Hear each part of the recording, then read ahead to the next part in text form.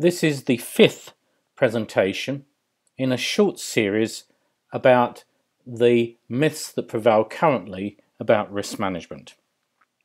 We manage risk to improve our decision making so that we make it more likely that any subsequent actions contribute as much as possible to the achievement of our goals and objectives. This is the sole purpose of risk management. However, unfortunately, some in the risk management profession seem determined to make what is really a simple and useful concept and process into something much more complex and opaque. This series of presentations demonstrate how confused and confusing is the way many in the risk management profession explain how we should manage risk.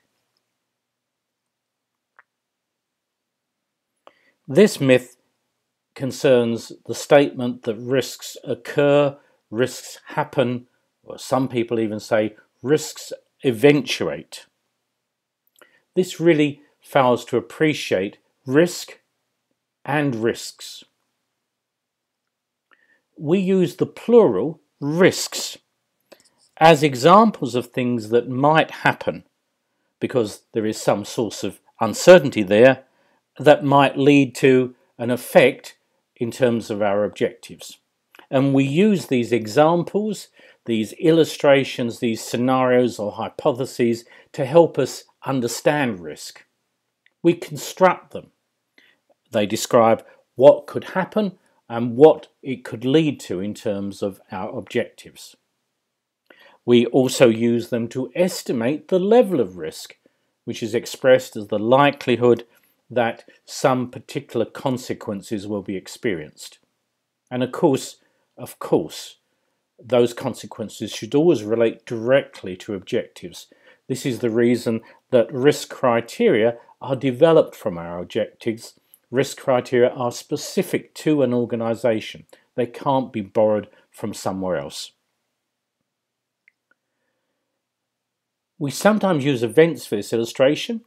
Sometimes we use existing situations and circumstances that are present or might occur at some time in the future.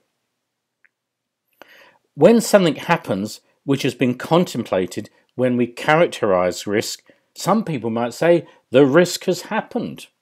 However, to say this fundamentally misunderstands risk. Firstly, for there to be risk, there must be uncertainty. In other words, there's a probability between 0 and 1. If something has happened, well, the probability is 1, so there is no risk as far as that particular risk source is concerned. Secondly, if risk exists, it only exists as a result of the decisions that generated it.